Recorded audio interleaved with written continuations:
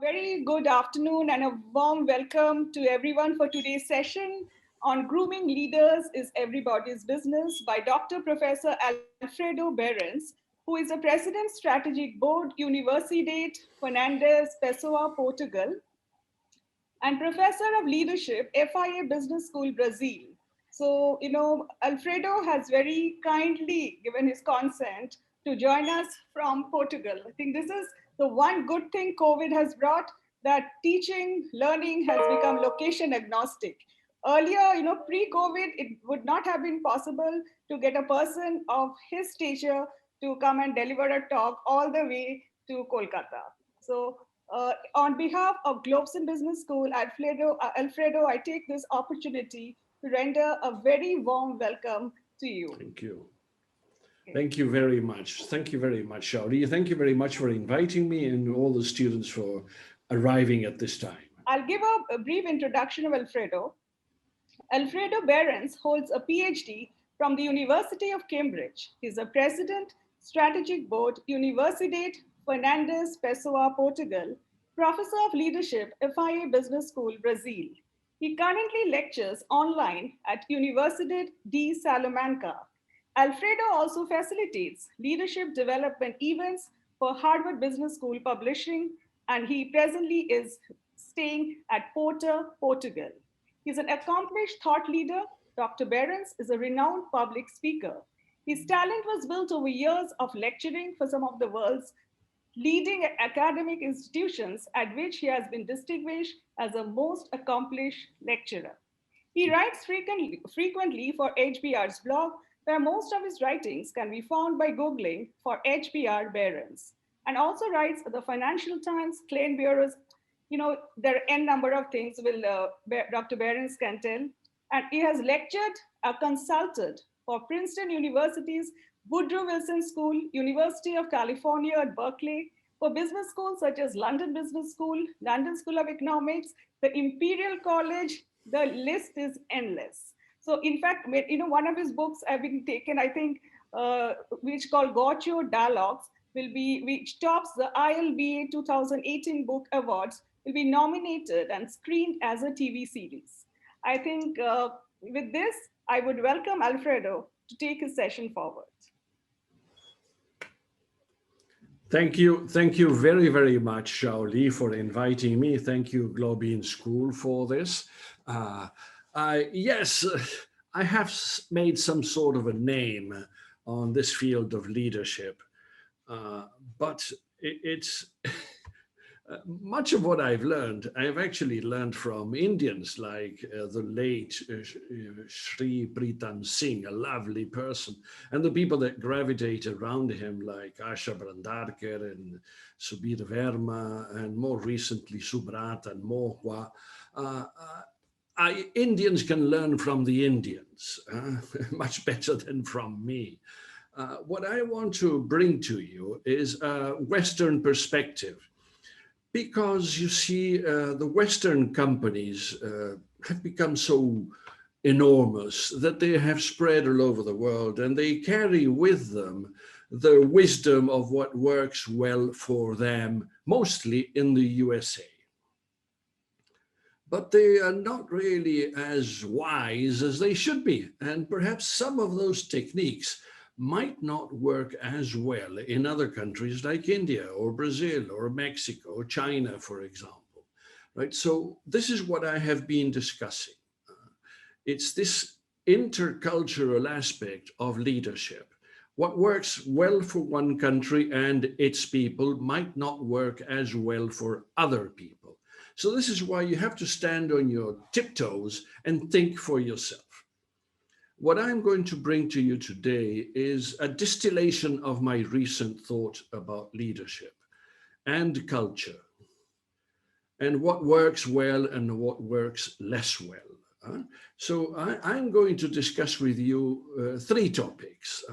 One is the need to reconcile the private and the public tension. Now, I'm not referring here to government and private companies, but the private attitude of you and your family with regards to how you behave in the external world, in politics, in war, in business, or whatever. That is a reconciliation that is inherent to the question that we have to discuss today on leadership and intercultural leadership. Then there is another topic, which is, I believe, is crucial. The companies are not lasting as long as one would need them in order to fulfill their promise. They're disappearing faster every year. And what's the purpose of setting them up if they're going to disappear? And the last thing is, what are we going to do with our young people?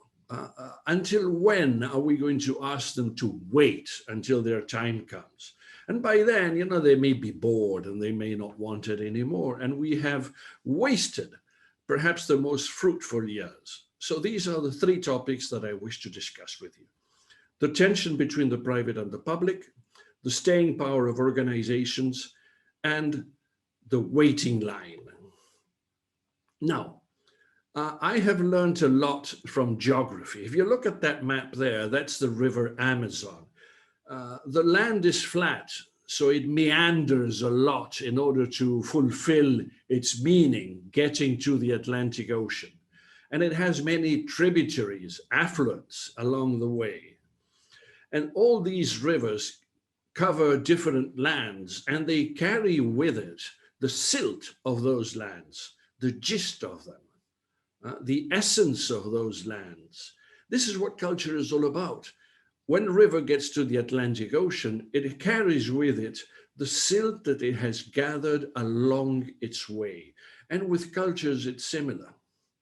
People intermingle and they bring into their cultural river their own cultures. And this is what we have to understand. What we call today Western leadership has three main affluents: the ancient Jews, the ancient Greeks, and the ancient Romans. And they have folded into a river that we call the Western culture. Now, because the Jews stayed a lot to themselves, because you could only be a Jew if you were born from a Jewish mother, this meant that the Jewish religion did not spread as fast as others we have come to know. On the other hand, sorry, I'll go back to this one. And on the other hand, the Greeks bestowed all their recognition on how good you were in your public life. You see, the recognition came from beyond yourself.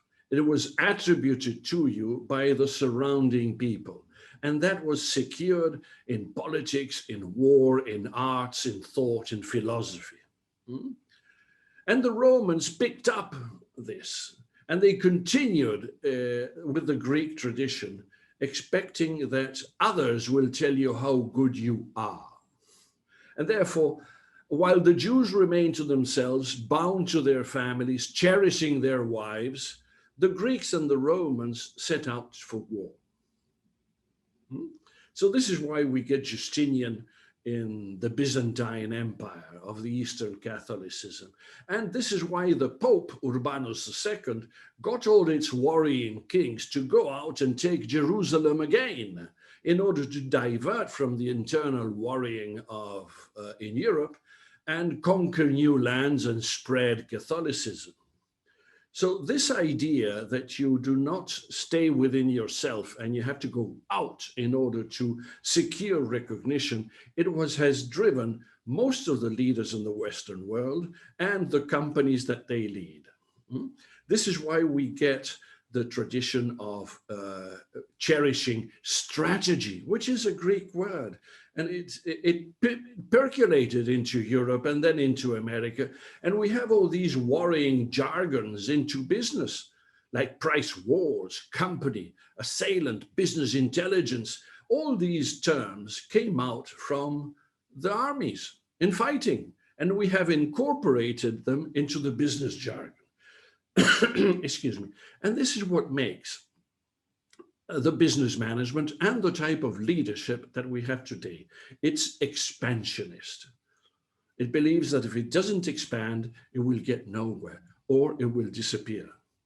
So this is what we have when we ask the American business leaders, middle management to the top, and Thunderbird University asked 3,000 of them in the US, which are the leaders that you most admire? And of course, these came up for good reasons. I mean, they lead enormous companies, very successful companies, whether it's Apple, Tesla, JP Morgan, the bank, or IBM, you name it. These guys deserve the recognition that they have secured from their own people. But this interesting work from Thunderbird International Business School asked them as well, why do you admire them? And this is interesting because the reason that they are admired may vary. And this is what we need to figure out. If we're going to reconcile this, we must understand that what made the Christian world in those affluents, the Jews, the Greeks, and the Romans, and the Greeks and the Romans got together into Christianity, then what we have to secure is some kind of reconciliation between the private sphere, what I do at home, the cherishing of my family, the rituals that the Jews performed in the home and not in the temple, and this outward going life of the Christians, which seeks honor, war, and politics. This is the tension between the public and the private that I want to address. Because when you ask all those admirable leaders, why are they so cherished? And there are a couple of dimensions like trust, vision, customers, employees, innovation. Those are the reasons why they are admired. And here you have the rank. So for example, Buffett comes first in trust, in vision, in customers, but Buffett is very well known. He's old, he's over 80, so he's been around for very long. He's very good at leading and succeeding. And this is why he's recognized by everybody. So younger leaders like Cook, Bezos and Cook and Musk here, they are admired for different reasons. Cook is second in trust, Bezos is second in vision, Cook again is second in customers, Musk is second in recognition by the employees, and so on and so forth. What I want to bring to you today is a breakdown of this analysis, because if we need to reconcile, we must understand that some of those traits are related to the public and the private. So let's forget about trust for the moment and concentrate on vision. Vision is external. You have to foresee what's going to happen and get ready for it. Yet your relationship to customers is internal. It's like your family. Same with employees. On the other hand, innovation is public, because if you foresee the future and you have to get ready for it, then again, the external is the driver. And social responsibility, is it external or is it internal? Well, it's hard to tell.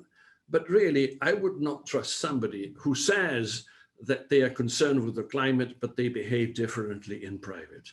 So it's really, the social responsibility has to do with what Shaoli was mentioning, for example, empathy and trust. So you see, these people, leaders, very well-known business leaders, are rightly admired for very interesting and real reasons. But you see, you also deal with them from a certain perspective, public and private. This is why we have in the public side, innovation and business. Innovation and vision. And you see these two, Bezos and Cook, will change ranking when we take the private perspective. Yes.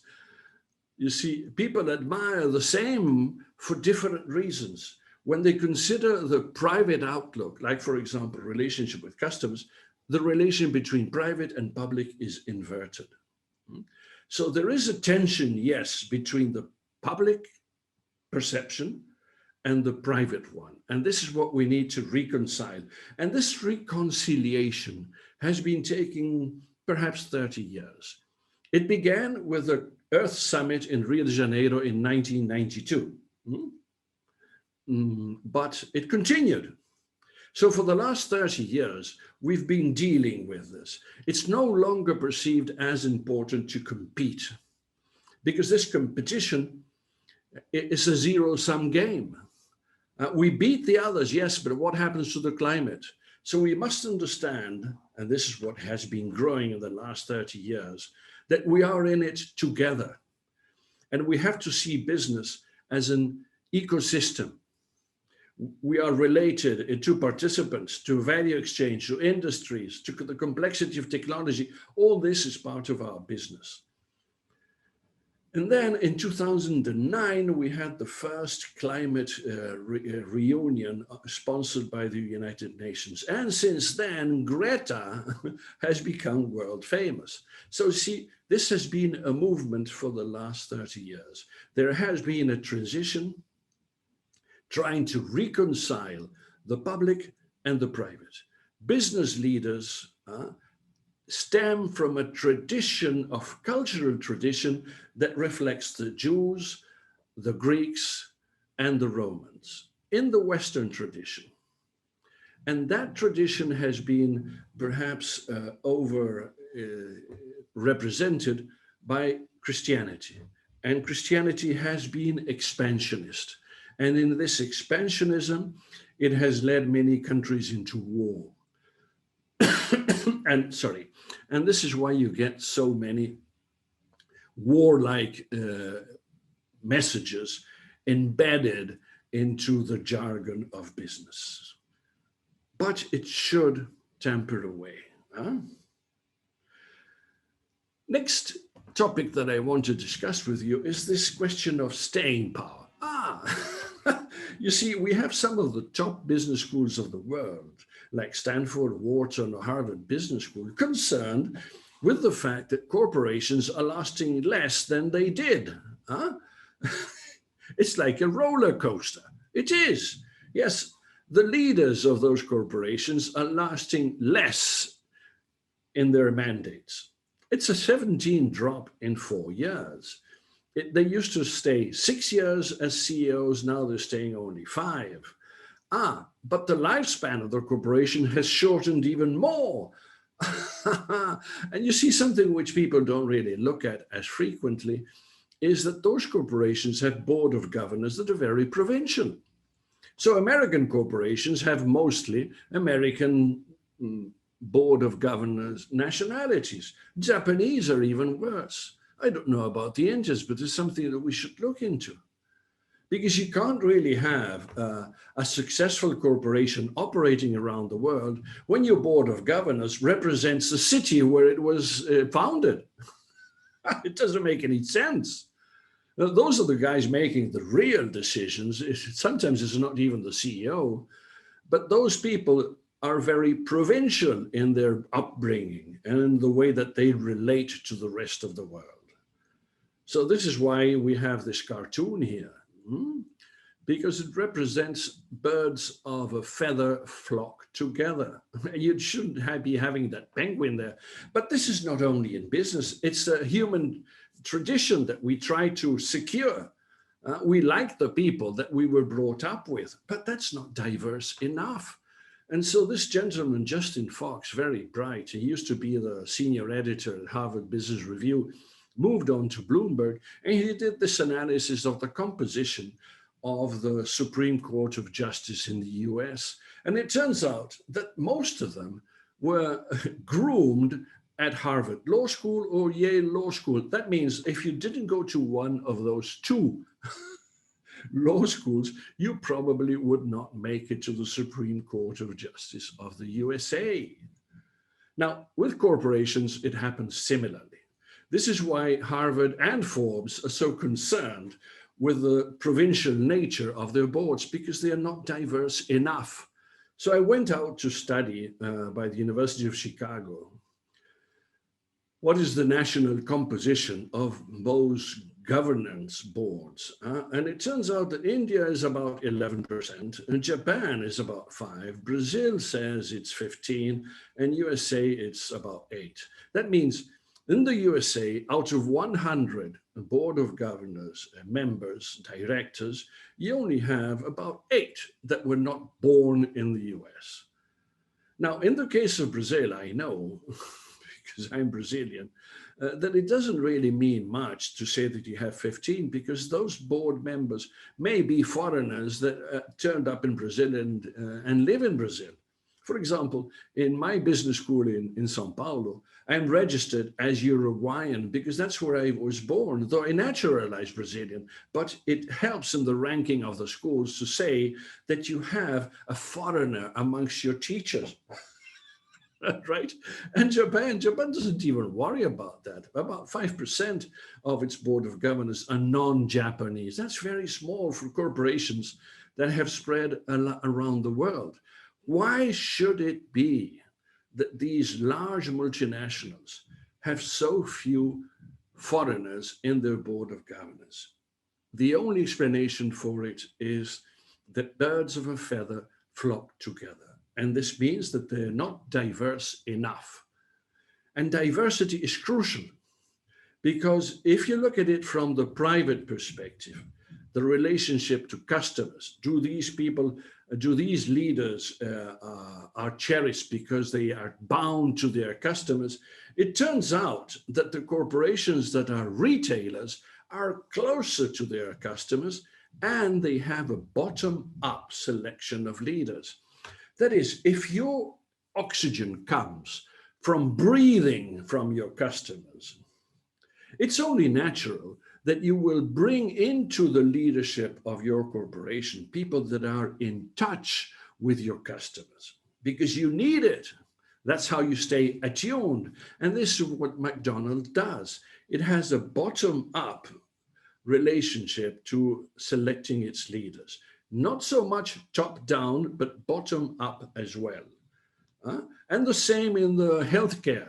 So in this journal of radiology, what the authors are telling us, listen, there's not much that we can study, because the top down selection of leadership is so prevalent that we can't tell whether it would be better if the people were selected bottom up.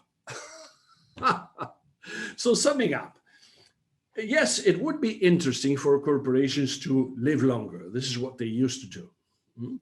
But they don't. They don't when they lose touch.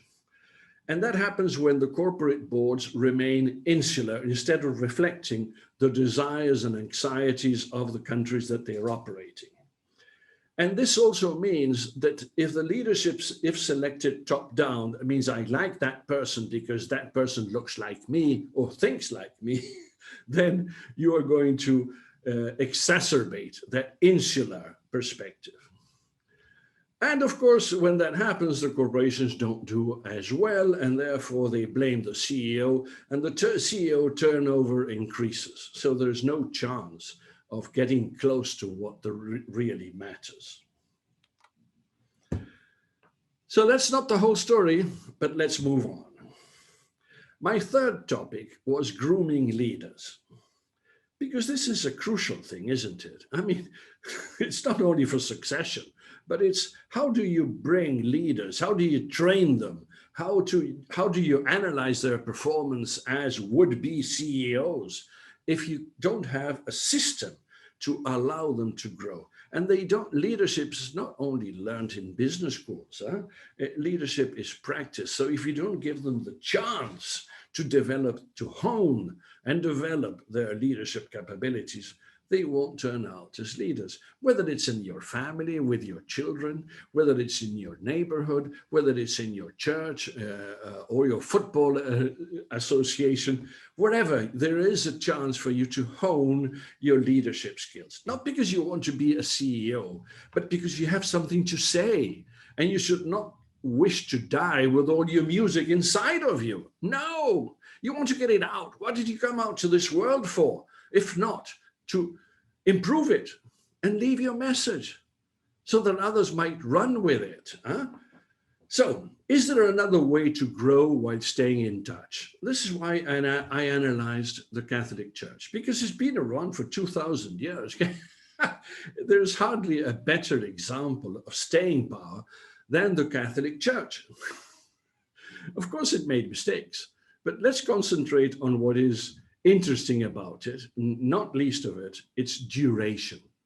2,000 years, it's a hell of a record.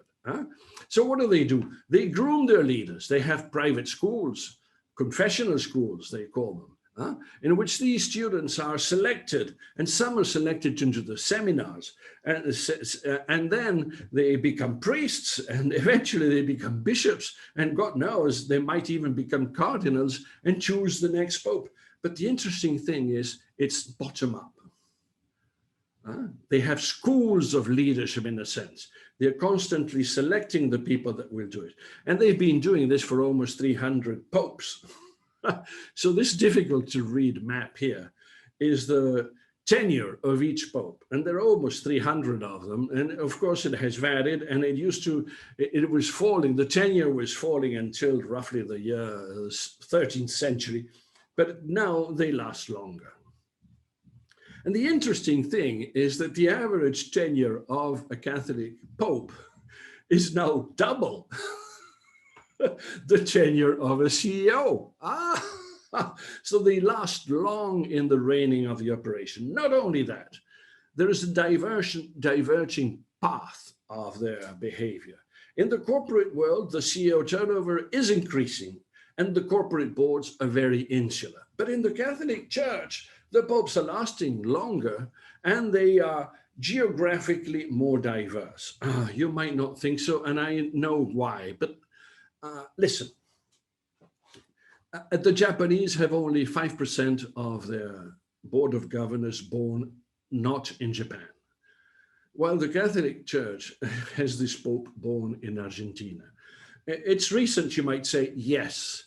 For a long time, the Catholic Church was mostly an Italian institution, but there are historical reasons for it, but not when it started. When it started, the Catholic Church would groom its leaders from North Africa, from the Iberian Peninsula, from Northern Europe, the Middle East. During a time when it collapsed, most of the popes were Italian, yes. But the last three popes is the first instant in almost 2,000 years that you have three consecutive popes that are not Italian.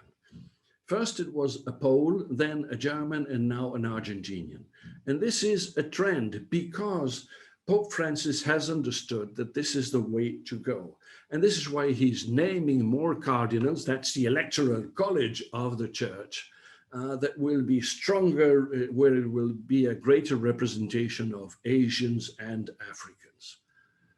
So not only the popes are lasting longer, they are diversifying what we could consider the board of governors of the Catholic Church, which is the one that not elects the pope, but through God appoints them. Now, I'm finishing in a few moments, so it's time to brush up your comments and send them over to Shaoli, who will kindly refer them to you. Now, it's okay. Yes, you have to tune those corporations better through bottom-up leadership selection and greater geographical diversity. But how long are you going to ask your young people to wait until they are actual leaders of something of great importance? The traditional way of looking at this is that it takes time. You have to age in order for you to become mature. But really, it doesn't mean that it had to be a right line there. No, it could be like this. It could be that your maturity and your adult development grows very fast, and then it tapers off. And this is perhaps what is suggested by history.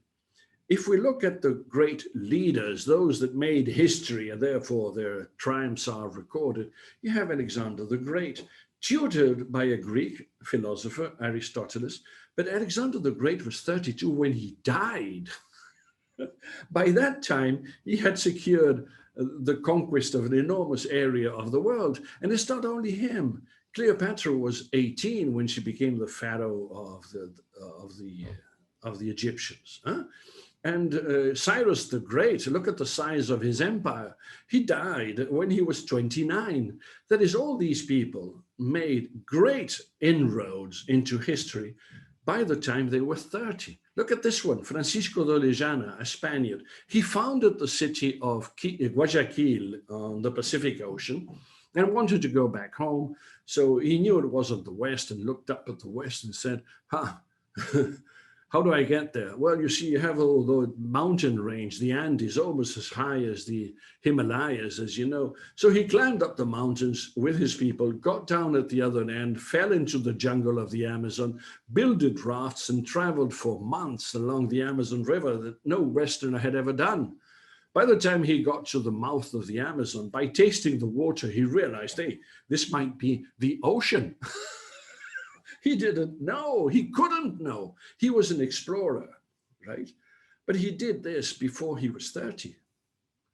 So why should we wait and hold our young until they are 30 in order to become leaders, explorers, and changers of the world? Look at Lady Gaga. Perhaps we should seek some inspiration from her. Of course, she's a singer, she's a one-show person, whatever, but she has an enormous following, and not only because she's a good singer. This is what I want you to look at. Some of our young are searching for different avenues of personal growth to make their contribution, because the traditional ones are blocked to them. What if we opened up those possibilities so that they would grow faster and contribute more with the energy and the wisdom and the thirst that they have in them? Huh? So summing up, I dealt with 3 topics because I'm reaching the 45 minutes that I said I would speak.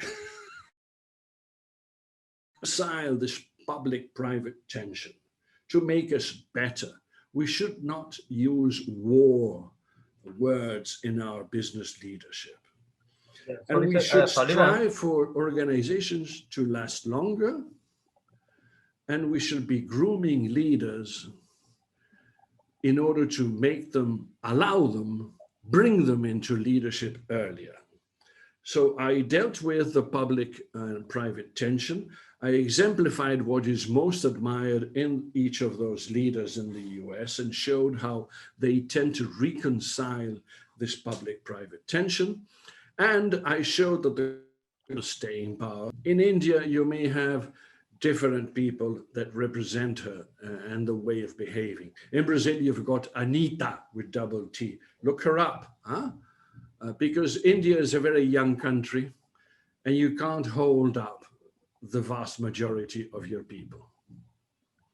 My 3 topics were the cultural roots of Western business and the need to reconcile the public and private tension, the staying power of organizations, and the grooming of leaders. Now I leave you to ask me the questions through Shaoli. Yeah. And I will try to reconnect to see if this improves. Alfredo, thanks for the insights. Now we have 15 minutes left and a number of questions I can see in the chat box. First, Professor D.P. Chattopadhyay, Senior Professor in OB/HR area, he has asked, it was indeed great listening to you. He said, then he mentioned, would you attribute gender as a key or a trigger to succeed in leadership or leadership roles?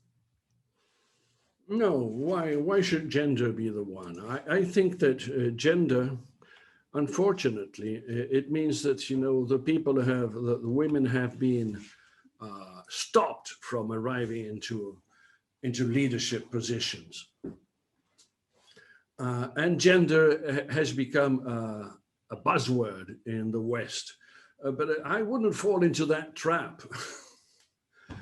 Yes, women make up half of the population. But if you stop to look at your poor population, that is far more than half. Of course, it's more difficult to pinpoint them, what race, what ethnic tradition, what type of religion, but they are poor. And they have been deprived of education, sometimes even of health. And those are the ones that you have to bring up. Some of them will be males, some of them will be females. But if you continue to exclude them, you're going to have trouble. Alfred, it was so interesting to listen to you. If I start with all my questions, I'd hijack the entire thing because I have so many of them. I'll stick to one probably. You made a great distinction between how the Christian church, the Catholic church, is so much long lasting compared to others, and the popes last longer than others. The Pope has recently nominated a woman to the Synod of Bishops. Yes. When do you think we can have a woman cardinal?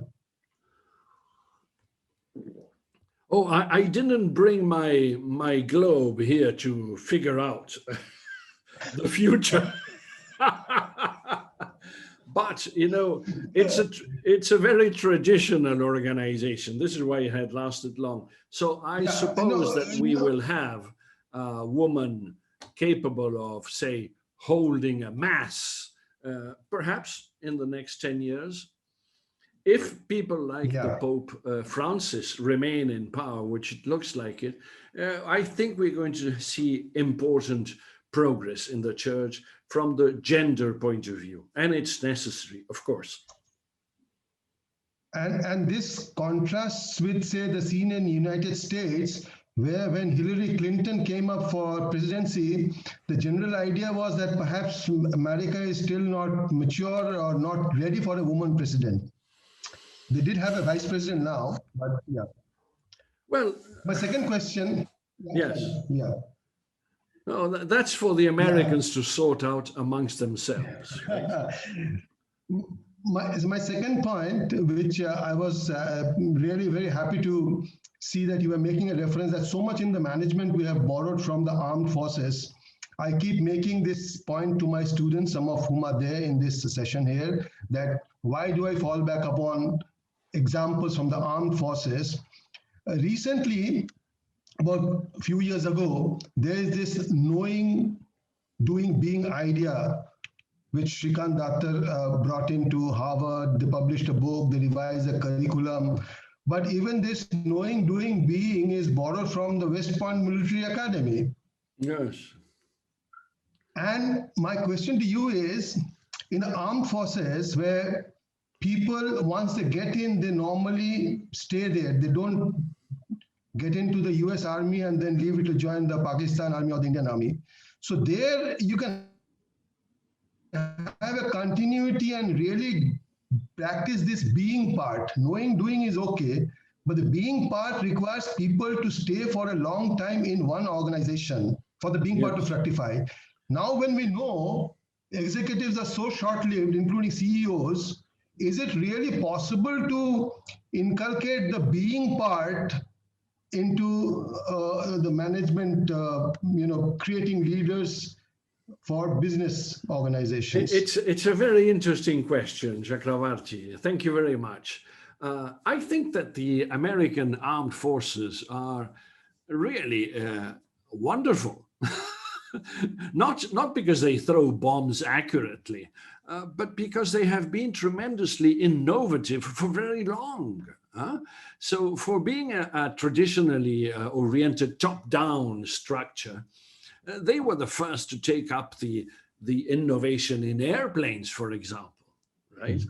And it only came up when they invaded Mexico, and they had all these flimsy airplanes. And so one guy who was actually a bird watcher took up flying by planes, and he decided, if I could communicate by radio or flags or something, I could tell you where the Mexicans are, and you could bomb them there.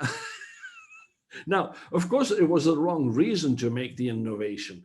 But the fact that they were willing to take a bird watcher, hand them over one of the 12 planes that they had, and listen to what he had to say, is actually evidence of a very receptive organization. Now, it's very bottom up in the sense that, you don't get the people that want to go to Yale or Harvard entering into the army, but they make the best of the people that they get. Right? And then they grow up in the echelons, and now you have a black leader from the Pentagon. And he's not the first American general who's black.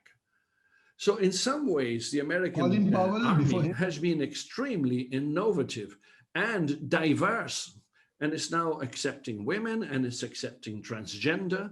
So I think it's a very interesting thing that you brought up. Why don't they do something once they leave? Well, they do, but we don't hear of them because you see, it's such a pyramidal structure that either you are promoted to a higher position or you're out of the army. But once they are out, we don't hear of them. But they actually, of course, continue working, but I wouldn't be able to tell you where. Thanks so much. I have questions, but I reserve it for another day, perhaps. Let the students have... I would love to. I would love to continue hearing you, Professor Manas. Thank you. I'll come back again. Anirudh Chaudhary, he asked, what qualities one should possess to be a great leader? What qualities? Yeah, qualities, the traits of a great leader. Listen, it's for the people to tell. And it differs from society to society. I think that what is relevant for India is that we Indians, as well as perhaps 4/5 of the world, are very collectivist. So we spend a lot of time with our families. And this generates our ability to trust. It shapes the way that we believe in who we can trust. We need to know them for a long time. And this is why we distrust people that we don't know, and we distrust them a lot. And this is one of the great differences between all our developing countries, so to speak, and the northwest of Europe and the US, which is where most Americans come from. There, the people don't remain in their families as long, so they develop a more easygoing attitude towards people they don't know. They sort of listen until the foreigner proves that there's no reason to listen to them. But they listen because they are not bound to trust networks that are so tight as ours. So we select amongst the leaders, but I'm not thinking of traits and qualities because those is for every society to deal with. What is important for that society at that moment? I mean, you can't judge the Germans for having elected Hitler, right? Hitler was adequate for some Germans at that time in the 1930s and 40s. But since, they've come back. So would you say that the Germans are like this and that because they selected Hitler? No, that would be a mistake, right? So it's up for every people to decide what type of leadership they want to trust and when. I mean, think for the English, for example. They voted Churchill into power, but before the word was over, they kicked him out. Enough of you, Winston. The guy had won the war for the British, but they were fed up of him. Was that mean of them? No, they needed somebody else. So the traits, I think that, it's for every society to decide. Of course, your capacity to develop the trust necessary for people to follow you is crucial. And that will require that you are an emphatic person. You don't need to be a man, you don't need to be a woman. Just look at Jacinda Ardern in New Zealand. Fantastic woman. I wish we had more of them across the world. But what made Jacinda Ardern except for New Zealand? Thank you, Alfredo. The next question by Ananda Mukherjee is, when we talk about the bottom-up approach in leadership, does it sometimes hinder in bringing in a horizontal expansion of ideas and implementation? Bottom-up and horizontal. I think that what I mean to bottom-up means that you select the people that are not close to power. And that might be through a horizontal expansion. For example, sending your young people to do something that nobody else wants to do in your corporation, like open a new market. And that would be a great challenge for one of your young leaders, penetrating a new market where you weren't there. and learn from it. How is it that you secure the trust, the followership, the desire for your products? And that would be, yes, horizontal, but also bottom up. Did I get the question right? Yeah, but what she meant is that we talk about bottom up, bringing people up, not only picking up people who are at the top rung of a hierarchy of an organization. Does it sometimes hinder or acts is an obstacle in bringing in horizontal expansion of ideas and implementation? Maybe she means lateral thinking. I'm not sure. Neither am I, Shaoli. Uh, Ananda, if you're there, you can unmute and ask the question. Yes, sir. Am I audible? Yeah. Yes. Hi, sir. I was Hello. asking, like, if we go up on a bottoms up, or like bring in the subordinates as towards a future leader, then do we cut down on the new ideas that we can bring in from the external environment? Animesh, I think that when I mean bottom up, that includes horizontal as well. It doesn't mean that because I'm recommending bottom up, I'm excluding people that are already middle managers. No. Right. I'm arguing that we should not lead into the positions of greater power in the organizations only those that the top management selects as such, right? When an organization is geared towards respecting the selection process coming from above, then you have a top-down leadership selection process. And yet, when you have organizations where the people that are not currently in power decide who should lead them next, like in the Catholic Church, that's different. That is bottom up. Next, Shubhankar Chakraborty left asks a question, a very interesting one. Japanese and Chinese are relatively conservative. How do you explain their growth and supremacy in a market regarding what they are, that they are not Christians? Sorry, what is good about them? Japanese and Chinese are relatively conservative, Shubhankar. Conservative, yes. Conservative. How do you explain their growth and supremacy? Like, China is a dominant force globally in a market in market regarding that they are not Christian. I don't know how Christianity. Yes, I think let me go back then. It's not that if you are Christian, you expand. It's that Christianity allows for conversion. So you can expand in other territories and convert the people to follow your faith. Something which the Jews could not do, but which the Muslims can do, right? So those were monotheistic religions. I was not arguing for management across religious things. I was just exemplifying what type of cultures predominated in Western thinking. Now, when you're thinking of the Japanese and the Chinese, that's not Western business thought at all. So my scheme of analysis would not be applicable to those societies. They have to work it out themselves. Now, one thing is for sure, if they remain governed only by their ethnical background, they will not be able to expand as fast as they would wish. And by expansion, I don't mean conquering, but selling more products more widely.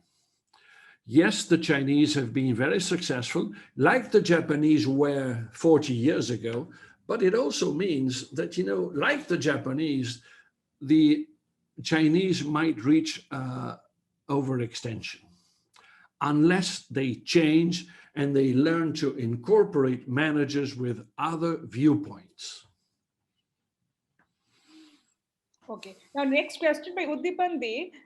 As managers, where do we draw the line between an ideological leader and a diplomatic manager?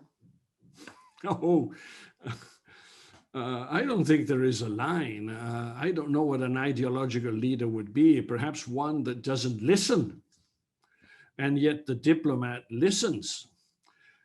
There's no line that separates them.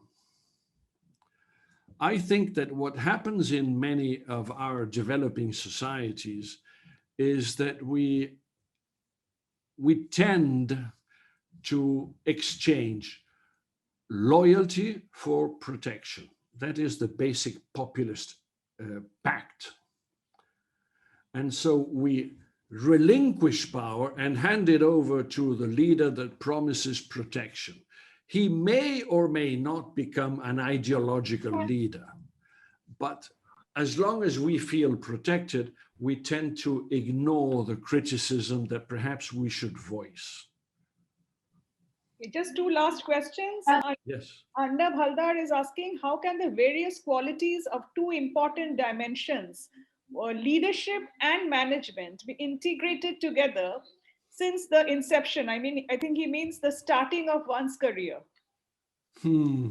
Well, I remember they once asked Susie Welch. You know, Susie Welch was the head of Harvard Business Review, and she later managed Jack Welch. So she's been for a long time very close to the high echelons of business leadership in the US. And she once said, I'm tired of being asked what is more important, to be a leader or to be a manager. I think that if a person is a manager, he is a B- leader. That means it's impossible to be a good manager unless you have the leadership qualities that go with it. The problem is that sometimes people get appointed to management without having the qualities that are desirable in a leader. So perhaps what happens was that they were appointed as managers too early, and they could not benefit from leadership grooming possibilities. I think, Srijita wants to ask a question. Srijita, you can unmute yourself and ask. Very good evening, sir. It's lovely to hear you for such a long time.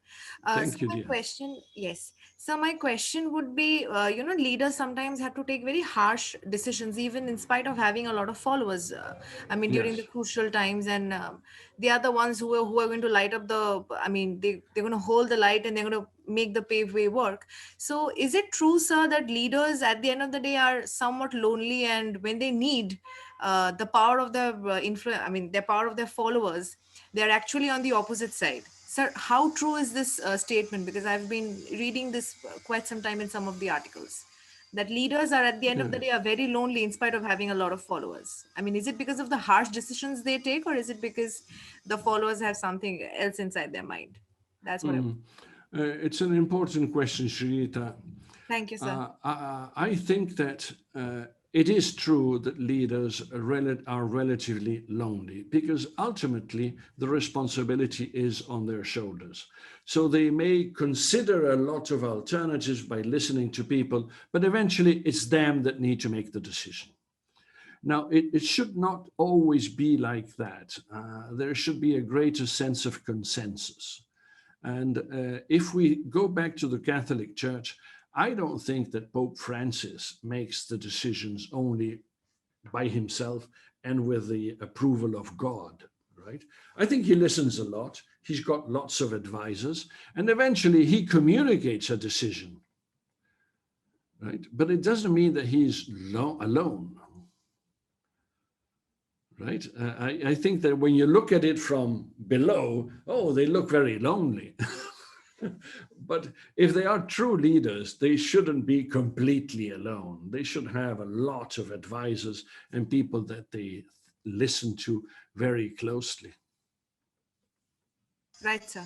Thank you. Thank you so much. Thank you. Thank you for asking. We are already running behind time. Thank you, Alfredo. Thank you. Thank you very much. I think all of us enjoyed it. And your, as I have told earlier as well, your sense of enthusiasm, your zest for life, your sense of humor, all these are really infectious. We really look forward to have you amongst us in the future as well, with other topics like cross-cultural management and your other areas of expertise that you write. Thank you very much, Charlie. Thank you. It was a pleasure to be with you. Thank you very much for all of you for joining us in this occasion. And yes, ask me again. It will always be a pleasure to speak with you. Thank you so much. Thanks. Bye-bye. Goodbye. Thank you.